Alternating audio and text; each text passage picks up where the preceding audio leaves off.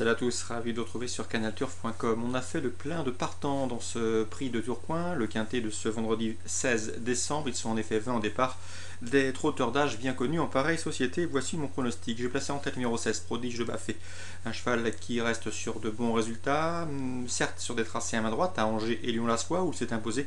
Mais c'est un cheval de qualité, certes il a les jambes fragiles, mais Valérie Gautz fait du très bon travail avec lui. Confié à Franck Nivard, je pense capable de jouer un tout premier rôle. On lui posera le numéro 20, qui lui est en joyeux, qui lui aussi n'a plus à faire ses preuves en semblable société. Franck Harel, son mentor, s'attache le service de Mathieu Abrivard pour ce bel engagement plafond des gains.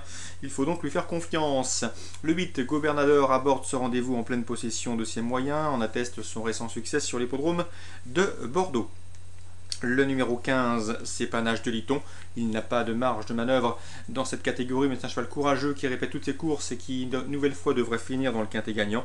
Le 17, c'est Para du Perreux, qui a été longtemps tenu écarté de piste. Pour sa deuxième course de rentrée à Marseille-Bourrelil, il s'est classé 3e, une sortie encourageante qui plaît dans sa faveur. Donc attention à lui. Le numéro 5, c'est Cartino.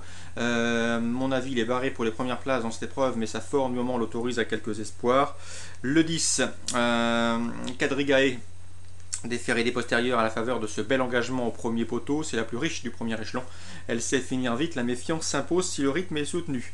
Attention aussi également numéro 6, Quartz Littoral, lui aussi affiche une forme resplendissante pour ce quintet plus. Une place semble dans ses cordes. Résumé chiffré 16, 20, 8, 15, 17, 5, 10 et 6. Toujours à Vincennes en ce vendredi, et bien sachez que Pierre-Yves Lemoine a des raisons d'être confiant avec Soit du Houlbé, c'est le 308. La jument avait cumulé et collectionné les victoires avant de se classer 3e pour ses débuts au niveau semi-classique. Ici, elle devrait une nouvelle fois jouer un tout premier rôle, à mon avis. Elle devrait terminer première ou deuxième. L'opposition sans doute. Le 309, Soana de Levant, qui vient de la devancer lors de leur dernière confrontation commune. A priori, ces deux juments de classe doivent pouvoir se disputer la victoire. 308, 309. On se méfiera également du 306, Soir de Rêve. Il reste sur 2 victoires et tente ici l'aventure au niveau supérieur avec quelques prétentions. 309, 308, 306. Dans la 5e, Patrick Angélium, dans l'interview disponible sur Canal Turf Radio, n'est pas négatif avec le 506 Thémis de Sage qui reste sur un succès, mais hélas cette course me semble difficile à déchiffrer avec un lot relativement homogène. Sachez que dans la 6e, j'avais eu Vincent Hébert lors de la dernière sortie du 601 Ulari, c'est un cheval très estimé, il en prend soin, il le ménage, un cheval de qualité. La dernière fois à Montcanchy, le cheval n'a pas pris dur, on s'était forcé de faire gentil avant de n'effectuer que la dernière ligne droite. Le cheval s'est classé bon 2e.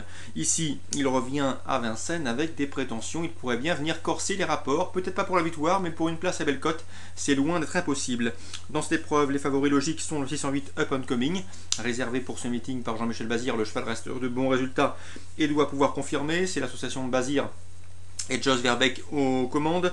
Le 613 Ulkili a racheté et il est estimé par le Charles Dreux, il vaut mieux que ne l'indique son dernier classement. Le 614 Univers d'Enfer qui vient de s'imposer le 24 novembre sur plus court, 2175 mètres, de nouveau déféré des 4 pieds et bien engagé.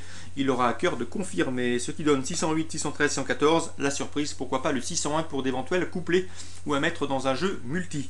Dans la 7e, j'ai pu m'entretenir avec Pascal Montué. Le 705 Uara de Lannoy est compétitif pour une place d'après lui. Même remarque avec Damien Lecros, l'homme de confiance de Virginie Moquet. L'écurie présente le 709 Uncle Dream. Le cheval est en forme. Ici, on en escompte également un bon classement. Donc pourquoi pas, si vous aimez les jeux trio ou couplets élargis, glisser dans vos combinaisons le 705 et le 709, mais l'épreuve demeure ouverte. Course à cibler en priorité, à mon avis, la 3e et la 6e. Pour les spéculations, davantage investir sur la 5e et la 7e. Donc 3e, 6e, ça me semble pas mal du tout. 5e, 7e, c'est plus pour spéculer. Voilà pour ce vendredi 16 décembre. Bon jeu à tous. Rendez-vous demain.